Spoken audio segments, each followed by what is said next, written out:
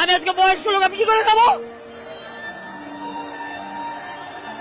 প্রতিবন্ধী আছে, হ্যাঁ মার দেওয়া হইতেছে, এই কি করে খাবো? আমার ফ্যামিলি কি দিয়ে পালবো? আমি নিজে কি দিয়ে চলবো? আমি রাস্তা ভিক্ষা করবো? আমি ডাকাতি করতে পারবো?